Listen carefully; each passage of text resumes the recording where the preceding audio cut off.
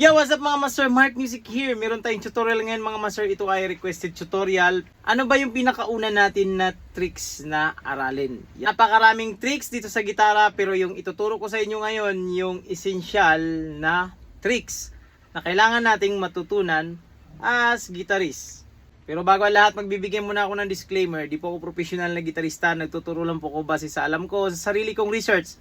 Experience, nasa sa inyo na yan kung susundin nyo to o hindi ang may tinuturo ko. Let's go! Ito na mga master, ituturo ko na sa inyo mga master yung step by step paano mag-bend, paano yung tamang pag-bend ng mga strings. Merong dalawang klase ng pag-bend ng string. May tinatawag tayo na full bend, ito. At merong half bend. Yan. Ito yung example ng full bend mga master. For example, meron tayong D na note ito sa G string 7th fret. Kukunin natin yung tunog ng ating 9th fret or yung E na note ito. Ipo-full bend natin ito yung ating D na note. Full bend. Yan, para makuha natin yung tunog nito. Ito.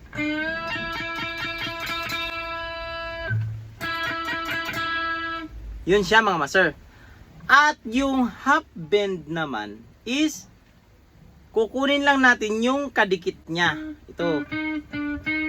Example, itong ating D na note, kukunin natin yung D sharp. Ito, yung tunog niya. So, ibibend lang natin siya ng bahagya. Yan. Yun. So, ang pagbibend natin is nakabase din yan mga master. Ito, take note. Nakabase din sa scale yan. Hindi lang tayo basta-basta. Example ko dito mga master, meron tayong C major scale.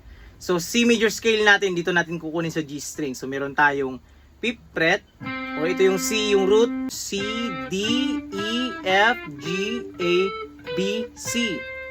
Meron tayong 5th fret, 7th fret, 9th fret, 10th fret, 12th fret, 14th fret, 16th fret, at 17th fret. O yung kanyang octave. Nakabase din yung bend natin dyan sa mga agwat ng ating yung mga nota dito, agwat nila. For example, ito is C. Yung agwat nila ng D is whole step. Yan. Or tinatawag ding tone. Yan. Tone, tone, semitone, tone, tone, tone, semitone. Or other term, meron pang whole step, half step, whole step, whole step, whole step, half step. Nakabase din dyan. Kasi for example, kukunin ko yung nota ng D, ito, then yung in-apply ko is half bend, ganito. So, tunog sintonado. At baliktarin natin, halimbawa, yung E. Ito, dahil scale siya, C, D, E, F. Yan. Ito yung E. Kukunin ko lang yung tunog ng F. Then, ang ginawa ko, full bend. Oh, sintonado. So, naka-base din talaga siya sa scale. Hindi lang basta-basta ibibend lang natin, at least nakaka-bend tayo. Hindi lang lahat mabibend na natin, okay na. Kasi magtutunog tayo parang pusa na pinalo. Joke lang mga master. So yun siya mga master. Nakabase sa scale yung ating bend. At ito yung tamang pag-bend mga master.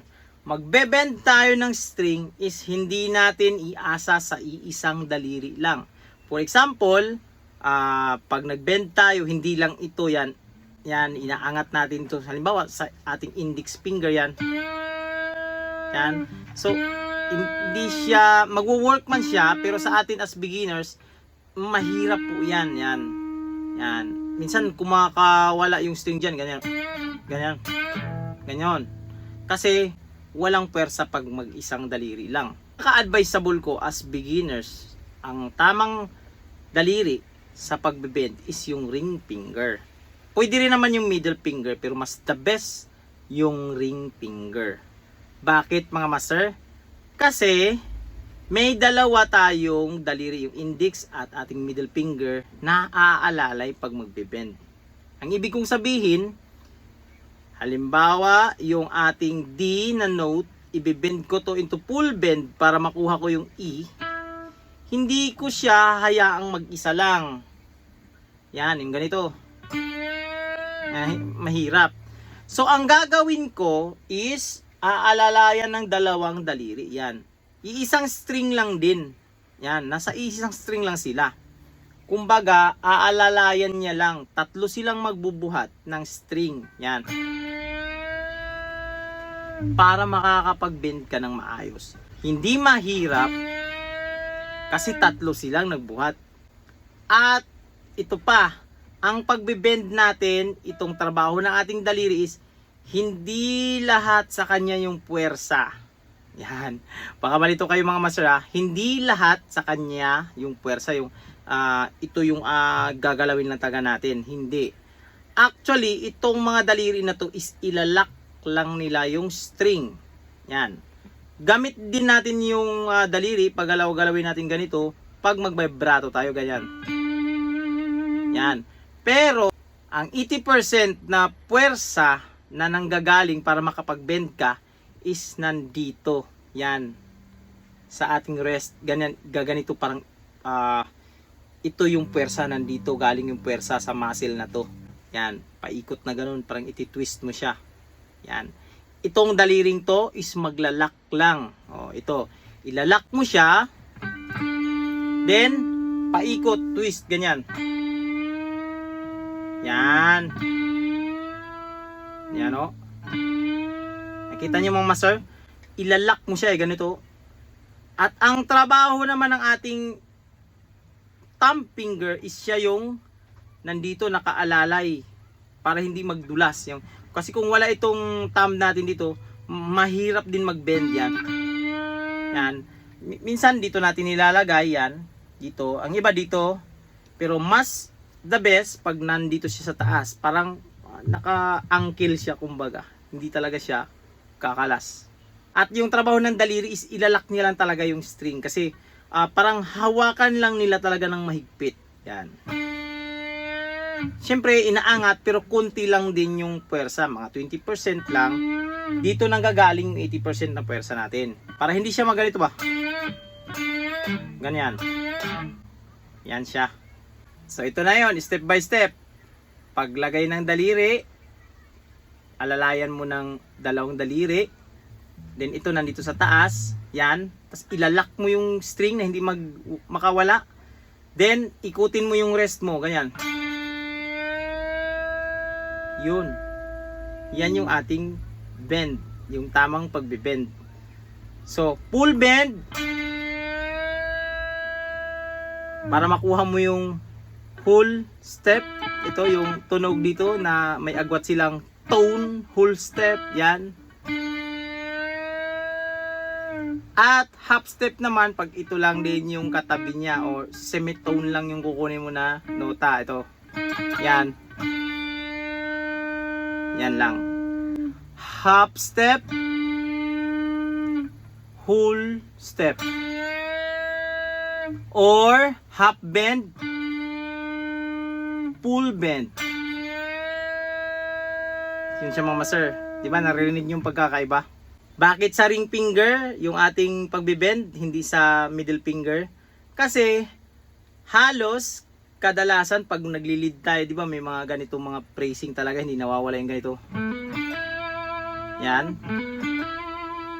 Sa proper fingering kasi kung saan naka-designate yung ating mga daliri sa frets, yun yung ating ito, kumbaga ito saklaw yung frets na to sa index finger, ito yung ring saklaw niya.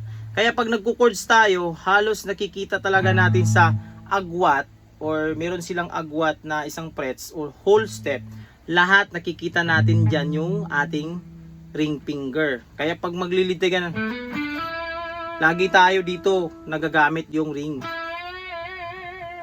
Yan. Pwede rin naman mag-bend ng pinky, ring finger, at index pag gamay mo nang mag-bend or kayang-kaya mo nang mag-bend. Matagal ka na nagbe-bend, alam mo na, gamay mo na yung tricks na to. Pero as beginners, recommended ko talaga na mag-bend kayo, ring finger, Then, alalayan nyo lang ng dalawang daliri. Yan. Para makapag-bend kayo. Then, iba-vibrato nyo. Ang practice nito is, i-exercise nyo yung inyong pandinig. Kumbaga, ito yung D note natin. Papatunugin mo itong E. Kasi ito yung ibibend mo sa full bend. Yan. Yan. Ngayon, gaganituin mo na siya. Yan. Sa half bend, ganun din. Yan.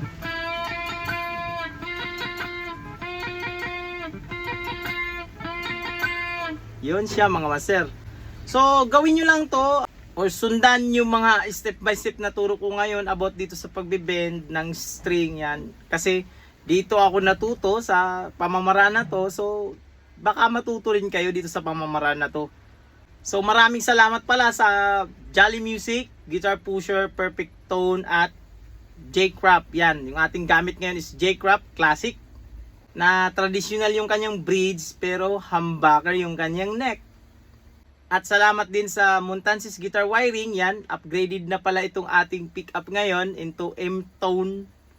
At yung strings na gamit natin ngayon is key string, light gauge. Premium coated na siya kaya masarap siya mag-bend, malambot sa mga kamay. At syempre, nakaset up din ng maayos yung inyong mga gitara. Baka kasi high action yan, sobrang tigas talaga i-bend. Kahit na magandang klaseng gitara yan, pag hindi nakaset up ng maayos, matigas pa rin yan i-bend. So hanggang dito lang sa video natin na ito mga master. Sana nagbigay ito ng idea sa inyong mga master at huwag itong kalimutang i-share sa mga kilala nyo, kaibigan nyo, kamag-anak nyo na mahilig din sa gitara. So hanggang dito lang.